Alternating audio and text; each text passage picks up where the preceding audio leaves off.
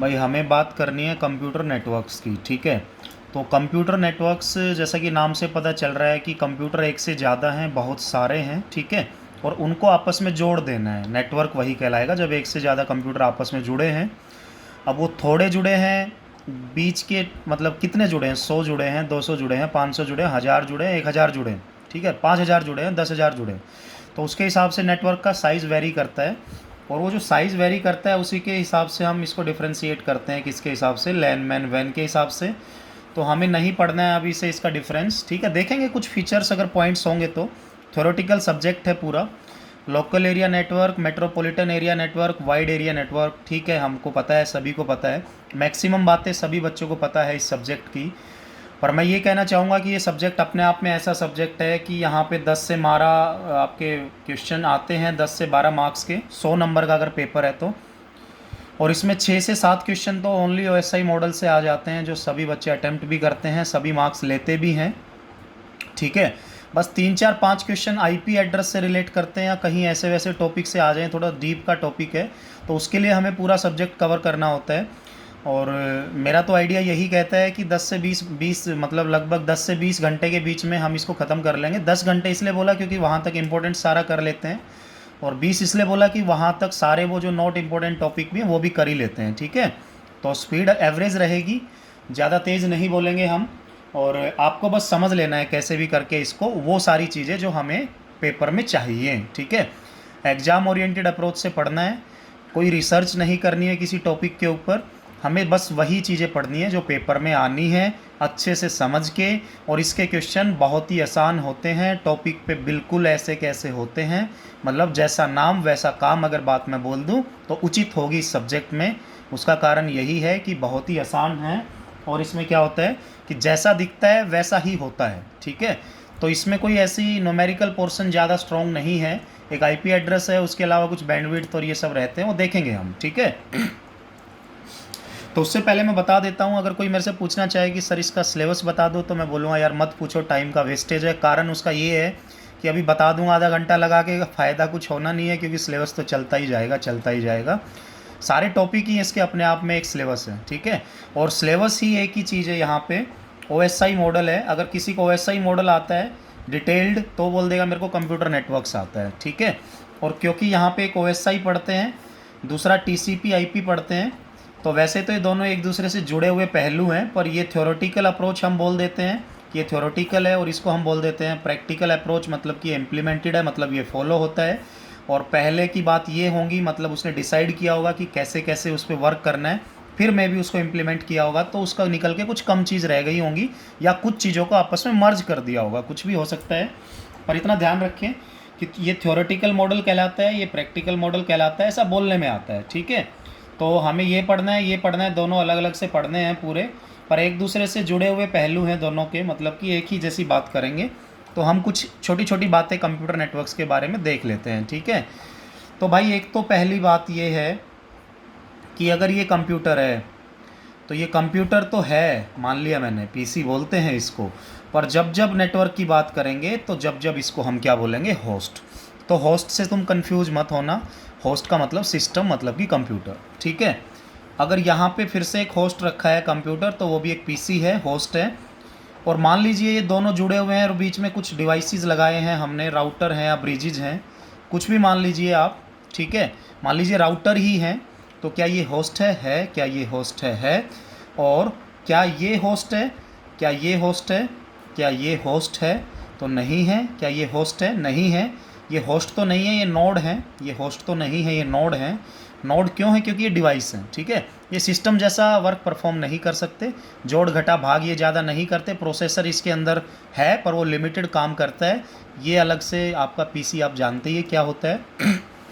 तो एक बात ध्यान रख लेना कि नोड है तो होस्ट होगा कि नहीं ये नहीं बोल सकते, पर होस्ट है तो होस्ट को नोड भी बोल सकते हैं, कोई प्रॉब्लम नहीं है। क्या समझे? पीसी को होस्ट बोलो, नोड बोलो, नो इश्यू। डिवाइसेस जैसे कि राउटर, ब्रिजेस, स्विचेस, गेटवे, इनको होस्ट बोल सकते हैं पर नोड्स, सॉरी, होस्ट नहीं बोल सकते पर इनको नोड्स बोल सकते हैं, ठीक है। तो अगर मैं पूछ लूँ इस टोटल मेरा जो गिवन डायग्राम है कितने नोड और कितने होस्ट हैं, तो आप एकदम से चिल्ला पड़ेंगे कि सर होस्ट तो पक्की बात है, 2 ही हैं, और नोड यहाँ पे हम कितने बोल सकते हैं, 4 भी कह दें तो कोई दिक्कत नहीं होगी, ठीक है। तो होस्ट और नोड में आपको डिफ्रेंशिएशन पता होना चाहिए सबसे पहले। उसके बाद हम इसमें कुछ चीज़ें पढ़ते हैं। देखो हमने इस टॉपिक को ना ऐसे खींचना है कि 200 क्वेश्चन करेंगे तो 200 क्वेश्चन से कुछ नया सीखेंगे, और 400 क्वेश्चन 500 क्वेश्चन ऐसे करेंगे जो इन टॉपिक्स पे बेस्ड करेंगे, ठीक है। मतलब एक ऐसा कंबाइंड एफर्ट होगा कि इसमें ना मार्क्स आपके 12 में से 10 आ जाए या 11-12 भी आए तो कोई दिक्कत नहीं है, आ सकते हैं अगर करेंगे तैयारी तो कम्युनिकेशन मोड क्या बोलता है कि किस तरीके से आप दो के बीच की बात होती है, और जब जब कम्युनिकेशन होगा तो 2 बंदे होंगे, एक क्या कहलाएगा सेंडर और दूसरा क्या कहलाएगा रिसीवर। सेंडर भेजने वाला, रिसीवर पाने वाला। और जब जब सेंडर रिसीवर आपस में कम्युनिकेशन करेंगे तो वो किस वे में कम्युनिकेट करते हैं, यहाँ से वो कौन डिसाइड करता है, कम्युनिकेशन मोड करता है, ठीक है। तो हम देख लेते हैं एक बार कौन कौन से होते हैं ये, बस इसमें थोड़ा नज़र लगा लेते हैं। तो सिंप्लेक्स मोड क्या बोलता है, ओनली वन एंड ट्रांसमिशन है। वन एंड ट्रांसमिशन मतलब कि ये ब्रॉडकास्टिंग की तरह है, और ब्रॉडकास्टिंग है तो वन वे ट्रैफिक ही रहेगा, और वो भी किसकी साइड से रहेगा, ये जो सेंडर है इसकी साइड से रहेगा, ठीक है। ये भेजता रहेगा भेजता रहेगा भेजता रहेगा, यही भेजेगा हमेशा, ठीक है। तो जिसमें सिंगल साइड ट्रांसमिशन होता है, फ्रॉम सेंडर टू रिसीवर होता है। ब्रॉडकास्टिंग इसका एक अच्छा एग्जांपल है, ठीक है। ब्रॉडकास्टिंग ऐसा ही तो है, एक बंदा बोलने वाला बाकी सुनने वाले। तो सिंप्लेक्स मोड में कैसा ट्रांसमिशन होता है, अगर किसी भी पेपर में पूछ लिया जाए तो हम बोल सकते हैं वन वे या वन एंड की साइड से ट्रांसमिशन होता है। और कोई बोले जी ट्रांसमिशन बता दो क्या होता है, तो ट्रांसमिशन मतलब भेजना, भेजना मतलब कि एक एंड से दूसरे एंड पे मूव करना, ठीक है। और वही एक दूसरे की हम बात करें तो एक दूसरा क्या कहलाता है, हाफ डुप्लेक्स कहलाता है। और हाफ डुप्लेक्स में क्या होता है, इसमें हम बोलते हैं one side transmission at a time, ठीक है। एक समय पे एक साइड से, दोनों साइड से हो सकता है, मतलब इस साइड से भी हो सकता है और इस साइड से भी हो सकता है। अगर यहाँ T1 टाइम से है तो यहाँ पे T2 टाइम पे होगा। मतलब कि जैसे आप देखते हैं ना वॉकी टॉकी होता है, जैसे जो पुलिस वाले अपना फोर्स वाले लोग और सिक्योरिटी गार्ड्स ये रखते हैं, तो उसमें क्या होता है, या तो उनको मैसेज आ रहा है और जब उनको मैसेज देना होता है तो बटन प्रेस करते हैं तो उनकी साइड से जाता है, मतलब कि एक बार में एक साइड कम्युनिकेशन होगा। और ऐसे ही अगर हम इसमें एक और एग्जांपल लेते हैं, जैसे रेलवे ट्रैक। रेलवे ट्रैक में हम क्या बोलते हैं कि अगर ये ट्रैक है तो रेल या ट्रेन या तो इधर जा रही है इसी ट्रैक पे या इधर आ रही है, अगर दोनों साइड से एक बार में आती है तो नहीं जा पाएंगी, भिड़ जाएंगी, कोलिजन हो जाएगा। कोलिजन वर्ड भी याद रखना कंप्यूटर साइंस में, किससे जोड़ के, नेटवर्क से, क्योंकि कोलिजन मतलब टकराना आपस में, ठीक है, भिंडत। तो रेलवे ट्रैक भी अगर पूछ लिया जाए किसी पेपर में कि कौन से मोड का एग्जाम्पल है, तो हम बोलेंगे हाफ डुप्लेक्स का है, ठीक है। और ऐसे ही यहाँ पे एक और ट्रांसमिशन होता है जिसको हम फुल डुप्लेक्स बोलते हैं, और वो बोथ वे या टू वे ट्रांसमिशन होता है। टू वे मतलब कि एक ही समय पे ये भी भेज सकता है और उसी समय पे वो भी भेज सकता है। मतलब कि जब कोई रोक टोक या पाबंदी ऐसी ना लगी हो कि तू T1 पे भेज मैं T2 पे भेजूँगा, मतलब तू इस टाइम पे मैं दूसरे टाइम पे, ऐसा कुछ ना हो, तो उसको हम फुल डुप्लेक्स के अंदर ट्रीट करेंगे। और जितने यहाँ पे कम्युनिकेशन होंगे हम देख लिया करेंगे, या तो वो हाफ डुप्लेक्स होगा या वो फुल डुप्लेक्स होगा। कंप्यूटर नेटवर्क्स में सिंप्लेक्स भी होती हैं एप्लीकेशंस, पर मैक्सिमम ये होंगी, मैक्सिमम फुल होगा, थोड़ा कम हाफ, और सबसे कम जो एप्लीकेशंस होंगी वो सिंप्लेक्स की होंगी, ठीक है। और इसका एक अच्छा सा एग्जांपल अपना टेलीफोन है, टेलीफोन या फिर वीकेंड से अपना मोबाइल है, ठीक है, जिसको सेल भी बोलते हैं। तो ये सभी के सभी किसके एग्जाम्पल हैं, फुल डुप्लेक्स चैनल के।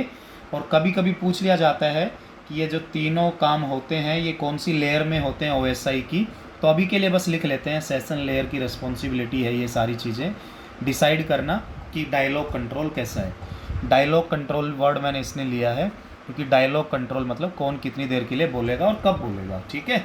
डायलॉग कंट्रोल एक वैसे है जैसे हमारे टीचर हमें प्रेजेंटेशन देते थे कि भाई सुमित, अमित, तुम्हें कल आके प्रेजेंटेशन देनी है, आधा घंटा तुम्हारा, आधा घंटा तुम्हारा।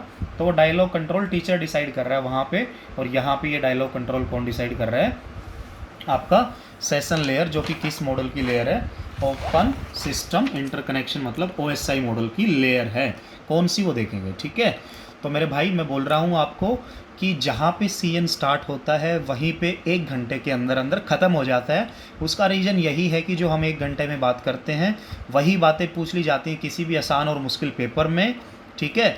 और उसी पे पूरा बेस्ड भी होता है। डिटेल्ड हम पढ़ लेते हैं क्योंकि हमें और 3-4 मार्क्स चाहिए होते हैं, क्योंकि मैक्सिमम बच्चे पढ़ते ही हैं और कंपटीशन ज़्यादा है, तो करने में कोई बुराई नहीं है अगर टाइम है तो, ठीक है ना। तो इसलिए हम पढ़ते हैं यहाँ पे एक मॉडल जिसको हम बोलते हैं OSI मॉडल। और OSI की फुल फॉर्म अगर मैं लिख दूँ तो सबको पता भी है, ओपन सिस्टम इंटरकनेक्शन, ठीक है। और ओपन सिस्टम इंटरकनेक्शन का क्या मतलब है?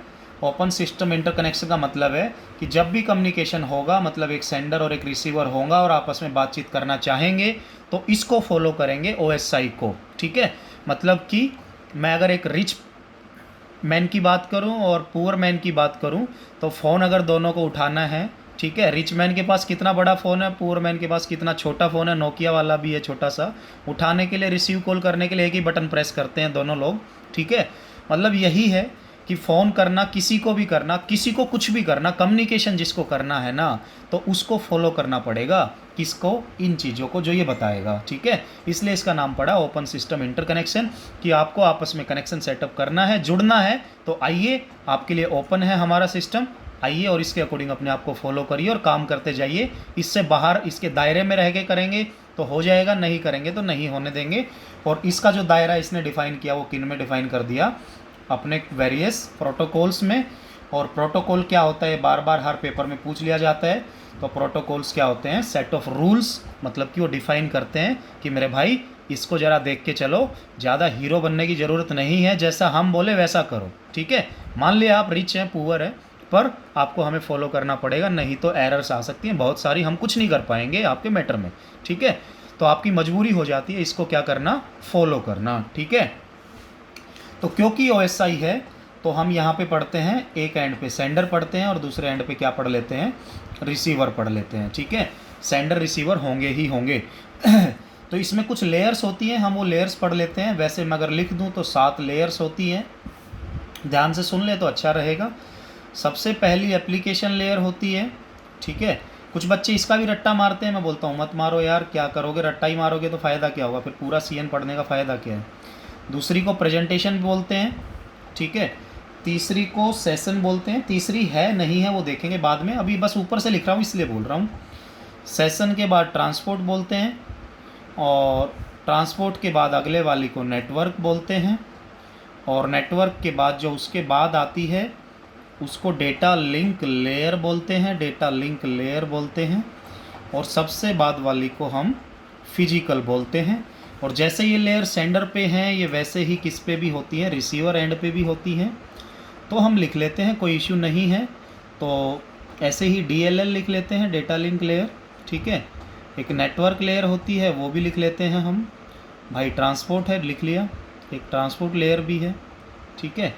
सेशन लेयर भी है, और फिर से प्रेजेंटेशन लेयर है, ठीक है ना।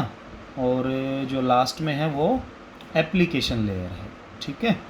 तो सबसे पहला क्वेश्चन बन जाता है कि कौन कहाँ बैठा है। तो हम कहेंगे मैं सेंडर एक इंसान हूँ, आप रिसीवर एक इंसान है, तो इंसान कहाँ बैठा है?